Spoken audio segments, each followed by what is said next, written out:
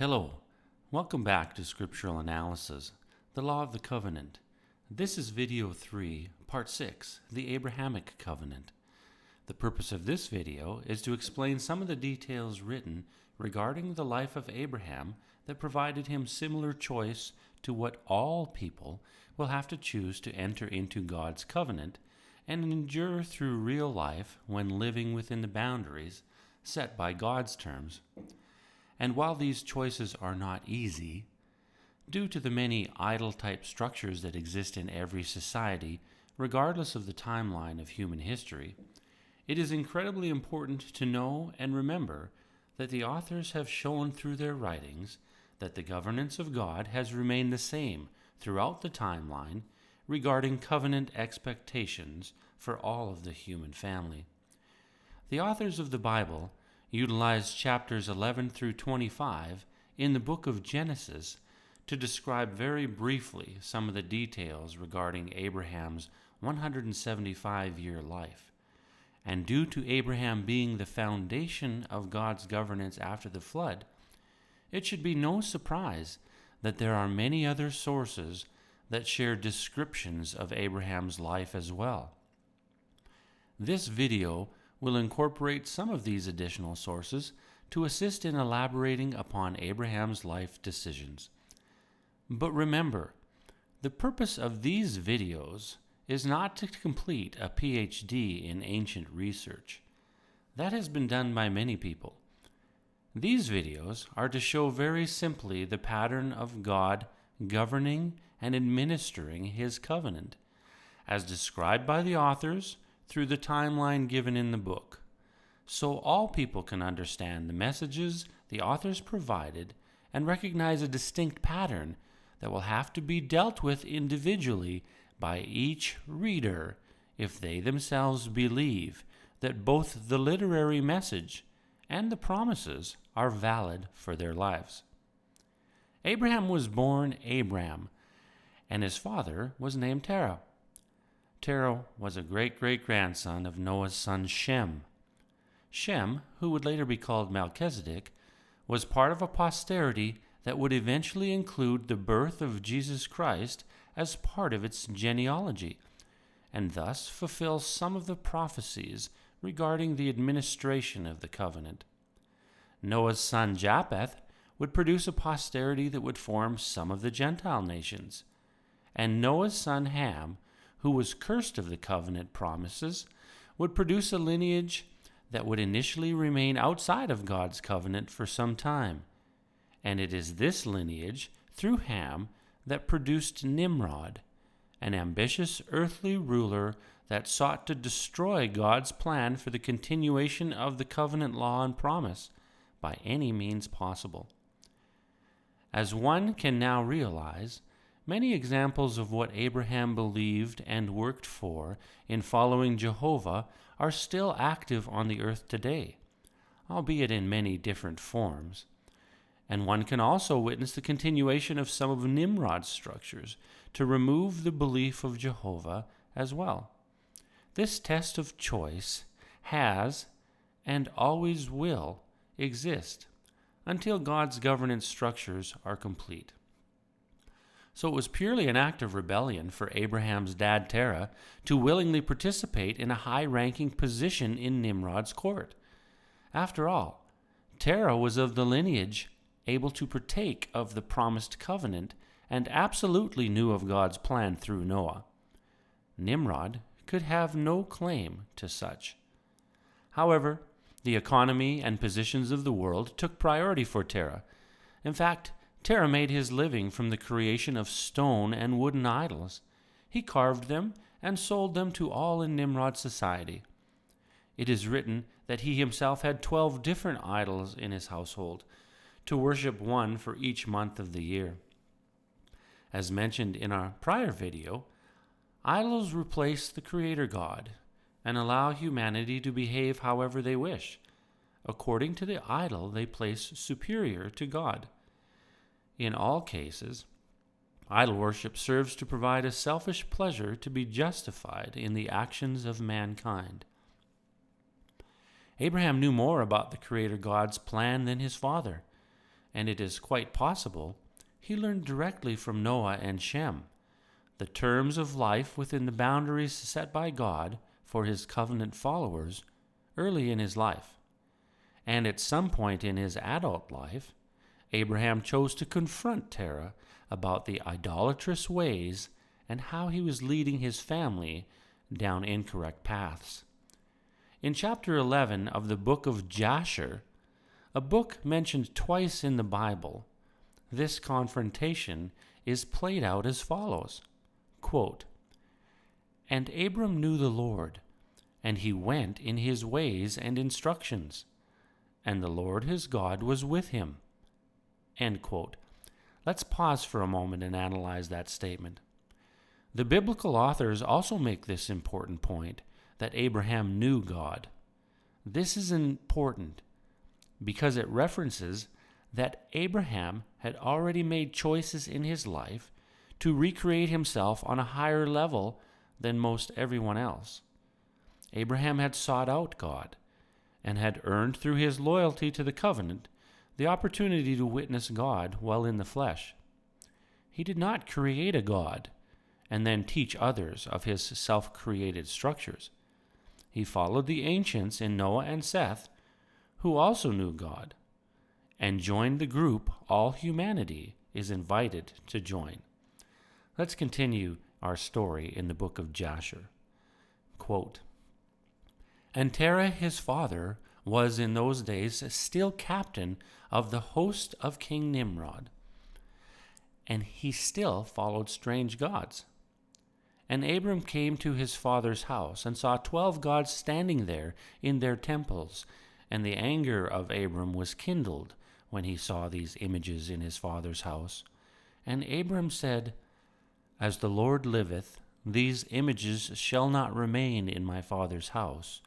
So shall the Lord who created me do unto me, if in 3 days' time I do not break them all. And Abram went from them, and his anger burned within him.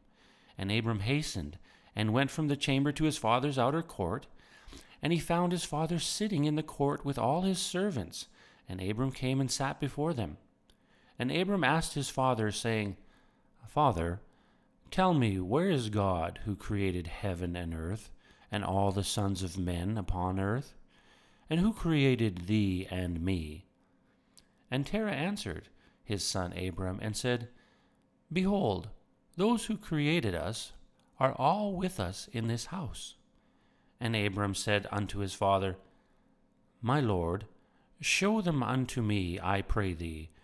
And Terah brought Abram into the chamber of the inner court, and Abram saw, and behold, the whole room was full of gods of wood and stone, and 12 great images, and others less than they without number. And Terah said unto his son, Behold, these are they which made all thou seest upon earth, and which created me and thee and all mankind. And Terah bowed down to his gods, and then he went away from them, and Abram his son went away with him. And when Abraham had gone from them, he went to his mother and sat before her, and he said to his mother, Behold, my father has shown me those who made heaven and earth, and all of the sons of men. Now therefore hasten and fetch a kid from the flock, and make of it savory meat, that I may bring it to my father's gods as an offering for them to eat. Perhaps I may thereby become acceptable to them. And his mother did so. And she fetched a kid, and made savory meat thereof, and brought it to Abram. And Abram took the savory meat from his mother, and brought it before his father's gods, and he drew nigh to them that they might eat. And Terah his father did not know of it. And Abraham saw on the day when he was sitting amongst them, that they had no voice, no hearing, no motion, and not one of them could stretch forth his hand to eat. And Abram mocked them, and said, Surely the savory meat that I prepared has not pleased them, or perhaps it was too little for them, and for that reason they would not eat. Therefore, tomorrow I will prepare fresh savory meat, better and more plentiful than this, in order that I may see the result. And it was on the next day that Abraham directed his mother concerning the savory meat, and his mother rose and fetched 3 fine kids from the flock. And she made of them some excellent savory meat, such as her son was fond of, and she gave it to her son Abram, and Terah his father did not know of it. And Abram took the savory meat from his mother, and brought it before his father's gods again into the chamber. And he came nigh unto them that they might eat, and he placed it before them, and Abram sat before them all day, thinking perhaps they might eat. And Abram viewed them, and behold, they had neither voice nor hearing, nor did one of them stretch forth their hands to the meat and eat. And in the evening of that day, in that house, Abram was clothed with the Spirit of God. And he called out and said, Woe unto my father, and this wicked generation, whose hearts are all inclined to vanity, who serve these idols of wood and stone, which can neither eat, smell, hear, nor speak, who have mouths without speech, eyes without sight, ears without hearing, hands without feeling, and legs which cannot move. Like them are those that made them, and trust in them. And when Abraham saw all these things, and his anger was kindled against his father, and he hastened and took a hatchet in his hand, and came into the chamber of the gods, and he broke all his father's gods. And when he had done breaking the images, he placed the hatchet in the hand of the great God, which was there before them, and he went out. And Terah his father came home, for he had heard at the door the sound of the striking of the hatchet. So Terah came into the house to know what this was all about. And Terah, having heard the noise of the hatchet in the room of images, ran to the room of images, and he met Abram going out. And Terah entered the room, and found all the idols fallen down and broken, and the hatchet in the hand of the largest, which was not broken. And the savory meat which Abram his son has made was still before them. And when Terah saw this, his anger was greatly kindled, and he hastened and went from the room to Abram. And he found Abram his son still sitting in the house, and he said unto him, What is this work thou hast done to my gods? And Abram answered Terah his father, and said, Not so, my lord, for I brought savory meat before them, and when I came nigh to them with the meat, that they might eat, they all at once stretched forth their hands to eat, before the great one had put forth his hand to eat. And the large one saw their works that they did before him, and his anger was violently kindled against them. And he went and took the hatchet that was in the house, and came to them and broke them all. And behold, the hatchet is yet in his hand, as thou seest. And Terah's anger was kindled against his son Abram when he spoke this. And Terah said to Abram his son in his anger, What is this tale thou hast told? Thou speakest lies to me. Is there in these gods spirit, soul, or power to do all thou hast told me? Are they not wood and stone, and have I not myself made them?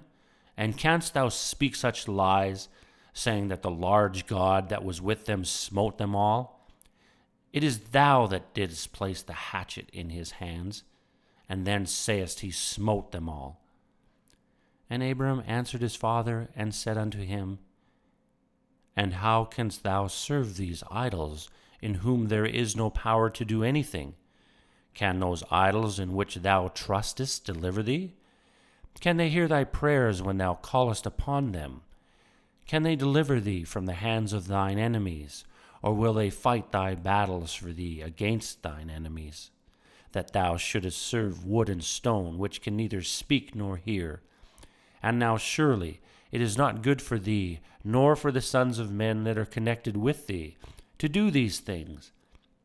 Are you so silly, so foolish, or so short of understanding that you will serve wood and stone, and do after this manner? And forget the Lord God who made heaven and earth, and who created you in the earth, that thereby bring a great evil upon your souls in this matter, by serving stone and wood? Did not our fathers in the days of old sin in this matter? And the Lord God of the universe brought the waters of the flood upon them, and destroyed the whole earth? And how can you continue to do this, and serve gods of wood and stone, who cannot hear, or speak, or deliver you from oppression, thereby bringing down the anger of the God of the universe upon you.